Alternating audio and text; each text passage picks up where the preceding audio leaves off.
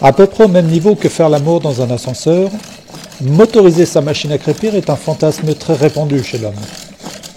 Fantasme qui reste à l'état imaginaire dans la plupart des cas, mais cette semaine j'ai décidé de lui donner corps.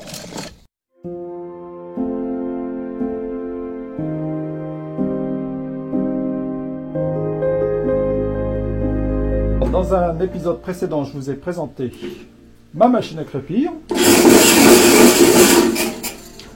qui marche tout à fait bien, je suis satisfait.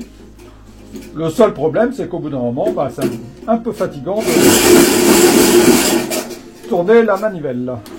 Là, il est à vide, mais en charge, c'est un petit peu plus, dur.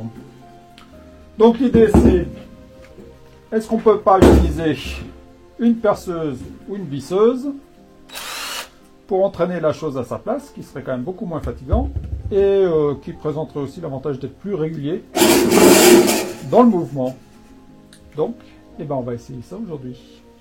Le premier challenge, c'est évidemment de remplacer la manivelle par quelque chose qui puisse être entraîné par la visseuse. Alors, j'ai bon espoir parce que la manivelle, elle est juste vissée en fait. Et je pense que si je la remplace par une vis de même diamètre, là c'est du 8, je devrais pouvoir m'en sortir.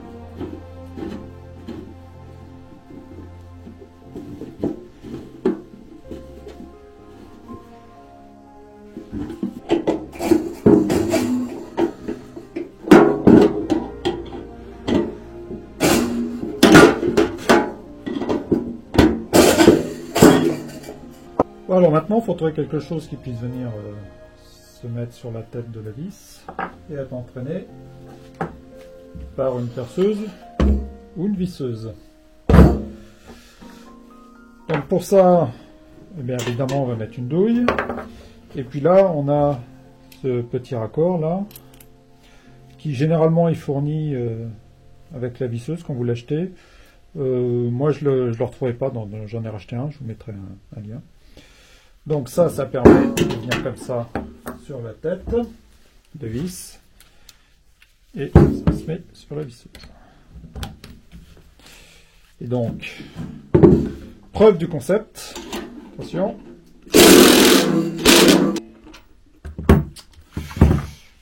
Ouais, c'est pas top. En fait, il y a cette partie-là qui sort de la roue. Bon.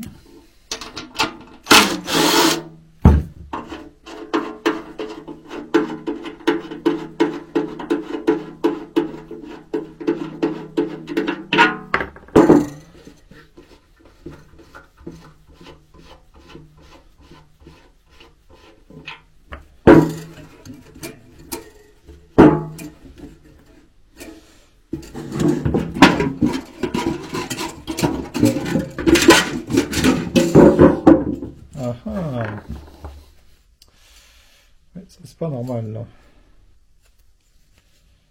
Que ça sorte comme ça. Bon, le problème c'est que avec ma vis, j'arrive comme ça.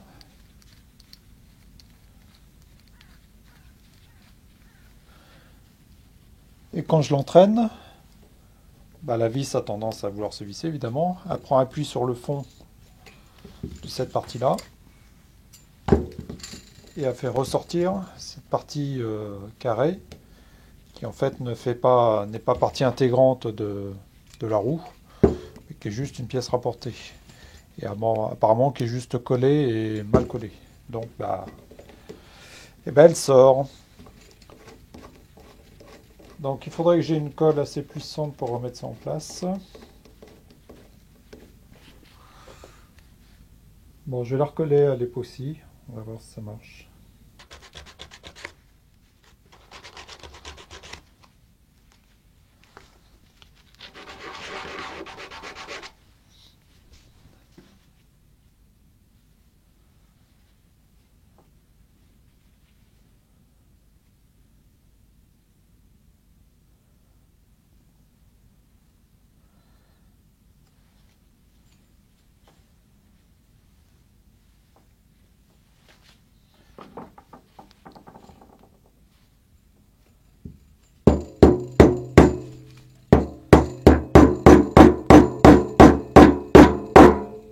Bon, alors bien sûr, je peux utiliser ça comme ça.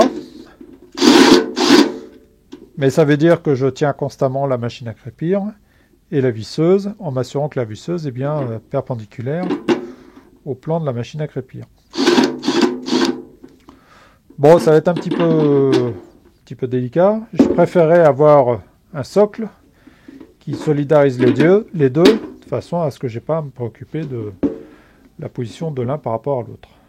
Alors pour ça, je pense que je vais plutôt qu'utiliser cette visseuse. Je vais plutôt utiliser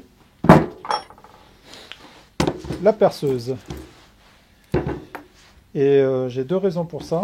D'une part, vous voyez que sur cette perceuse, j'ai un écrou là qui va me permettre de venir créer un support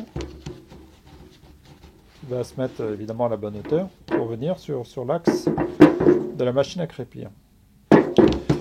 Et d'autre part, la question c'est comment j'accouple et je désaccouple l'ensemble. Donc voilà ma perceuse avec un support. Et là, deuxième avantage, si je suis en fonctionnement comme ça, donc avec la tête de ma perceuse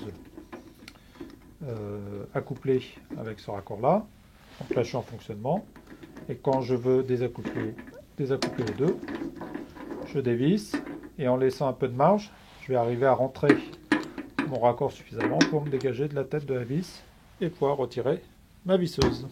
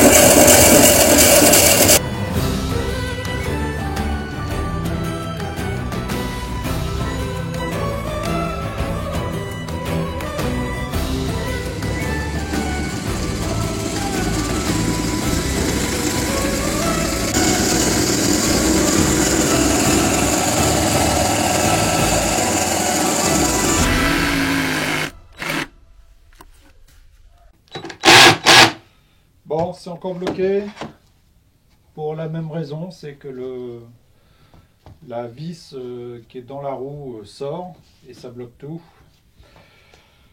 Donc, bah, faut que je trouve une solution plus sérieuse que coller, parce que visiblement la colle c'est pas suffisant. Alors, toute la fragilité du mécanisme tient dans le fait que l'entraînement est assuré que par une vis qui vient dans cet écrou, ce petit écrou de carré qui lui-même est inséré dans le plastique. Donc évidemment, quand le couple à transmettre est important, et ben, ce petit écrou en métal sort du plastique et ça marche plus. La question à résoudre est comment entraîner la roue de manière fiable. J'envisage les hypothèses les plus folles jusqu'à ce qu'un trait de génie traverse mon esprit sous la forme d'une clé à tube.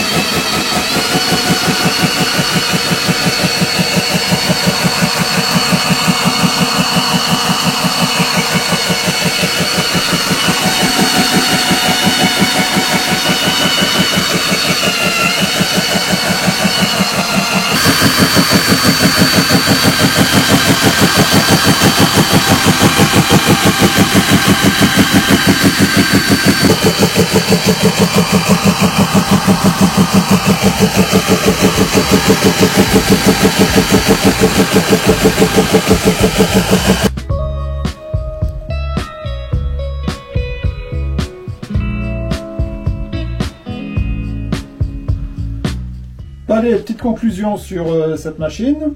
Bon, comme toute machine de très haute technologie, ça demande un petit temps d'adaptation. En particulier, il faut vraiment que le mélange soit assez sec, parce que dès que c'est trop humide, ça part par paquet, c'est pas top. L'autre point, c'est que ça a tendance à stagner au fond, les eaux n'atteignent pas toujours le produit au fond. Donc, réfléchissez à une solution pour ça, mais c'est pas très grave. Mais pour ce qui est pour la partie motorisation, bah, ça marche très bien. Là, j'ai plus du tout de problème d'aube qui se déplace ou qui se déforme, etc.